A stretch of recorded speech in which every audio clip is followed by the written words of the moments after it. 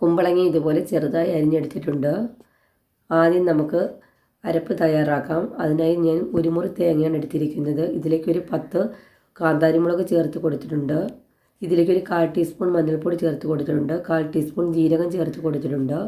ഇനി ഇതിലേക്കൊരു 3 ചെറിയ ഉള്ളിയാണ് എടുത്തിരിക്കുന്നത്, അതുകൂടി ചേർത്ത് കൊടുത്തിട്ടുണ്ട്. ഇനി ഇതിലേക്ക് നമുക്ക് ഒരു തണ്ട് കറിവേപ്പിലയാണ് വേണ്ടുന്നത്. ഇനി ഇതിലേക്ക് നമുക്ക് ഒരു 1/4 ടീസ്പൂൺ മുളക് പൊടി കൂടി ചേർത്ത് കൊടുത്തിട്ടുണ്ട്. എന്നിട്ട് നന്നായി ഒന്ന് ചതച്ചെടുക്കാം. ഇതുപോലെ ഒന്ന് ചതച്ചെടുത്ത് മാറ്റി വയ്ക്കാം. പാൻ ചൂടായതിലേക്ക് നമുക്കൊരു 2 ടീസ്പൂൺ കോക്കനട്ട് ഓയിൽ ഒഴിച്ച് കൊടുക്കാം. ഓയിൽ ചൂടായി വരുമ്പോൾ ഇതിലേക്ക് ഒരു 1/4 ടീസ്പൂൺ കടുക് ചേർത്ത് കൊടുക്കാം. കടുകെല്ലാം നന്നായി പൊട്ടി വരുമ്പോൾ ഇതിലേക്ക് നമുക്കൊരു 3 വറ്റൽമുളക് ചേർത്ത് കൊടുക്കാം. കുറച്ച് കറിവേപ്പില കൂടി ചേർത്ത് കൊടുക്കാം. ഇതെല്ലാം നന്നായി മൂത്ത് വന്നിട്ടുണ്ട്. ഈ സമയം നമുക്കിതിലേക്ക് അരിഞ്ഞു വെച്ചിരിക്കുന്ന കുമ്പളങ്ങ ചേർത്ത് കൊടുക്കാം.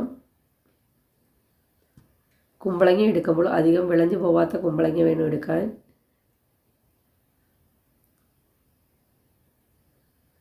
കുമ്പളങ്ങയുടെ തോടൊന്നും ഞാൻ ചെത്തിക്കളഞ്ഞിട്ടില്ല. ഇനി ഇതെല്ലാം നന്നായി ഒന്ന് ഇളക്കി കൊടുക്കണം.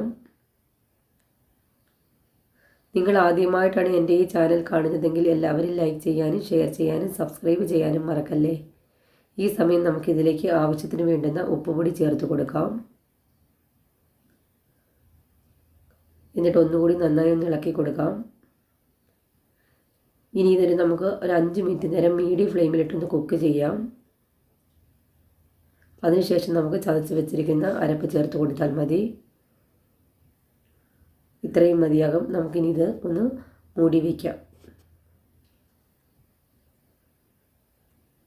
ഒരു 5 മിനിറ്റ് നേരം മീഡിയം ഫ്ലെയിമിലിട്ട് കുക്ക് ചെയ്തെടുക്കാം. ഇപ്പോൾ ഒരു 5 മിനിറ്റ് ആയിട്ടുണ്ട്. കുമ്പളങ്ങ ഒരു പാതി വേവായി കിട്ടിയിട്ടുണ്ട്. ഇനി ഇതിലേക്ക് നമുക്ക് ചതച്ച് വെച്ചിരിക്കുന്ന അരപ്പ് ചേർത്ത് കൊടുക്കാം. കുമ്പളങ്ങ അധികം വിളഞ്ഞ കുമ്പളങ്ങയാണെങ്കിൽ അതിന് ചെറിയൊരു പുളിപ്പ് രസം ഉണ്ടാകും. കുമ്പളങ്ങ എടുക്കുമ്പോൾ അധികം വിളയാത്ത കുമ്പളങ്ങ വേണം എടുക്കാൻ. ഇനി അരപ്പിട്ടതിന് ശേഷം നമുക്ക് ഇതുപോലെ ഒന്ന് ഒതുക്കി വെച്ച് കൊടുക്കാം. ഒതുക്കി വെച്ചതിന് ശേഷം 1 മിനിറ്റ് നേരം നമുക്കൊന്ന് കുക്ക് ചെയ്തെടുക്കാം. അതിനുശേഷം നന്നായി അരപ്പിട്ട് മിക്സ് ചെയ്താൽ മതി. ഇപ്പോൾ ഒരു 1 മിനിറ്റ് ആയിട്ടുണ്ട്. അരപ്പിനകത്തൊക്കെ നന്നായി ആവി കയറിയിട്ടുണ്ട്. ഇനി ഇതെല്ലാം കൂടി നന്നായി ഒന്ന് ഇളക്കി കൊടുക്കാം.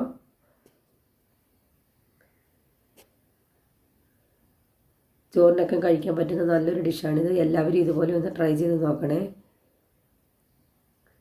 ഇനി ഒരു 5 മിനിറ്റ് നേരം കൂടി നമുക്ക് ലോ ഫ്ലെയിമിലിട്ടൊന്ന് കുക്ക് ചെയ്തെടുക്കാം. അപ്പോഴത്തേന് കുമ്പളങ്ങ തോരൻ റെഡിയായി കിട്ടും. മൂടി വെച്ച് കൊടുക്കാം. ഇടയ്ക്കൊന്ന് ഇളക്കി കൊടുക്കണം. ഇപ്പോൾ കുമ്പളങ്ങ തോരൻ റെഡിയായി വന്നിട്ടുണ്ട്. നിങ്ങൾക്ക് എൻ്റെ ഈ വീഡിയോ ഇഷ്ടമായെങ്കിൽ ലൈക്ക് ചെയ്യാനും ഷെയർ ചെയ്യാനും സബ്സ്ക്രൈബ് ചെയ്യാനും മറക്കല്ലേ. Thank you.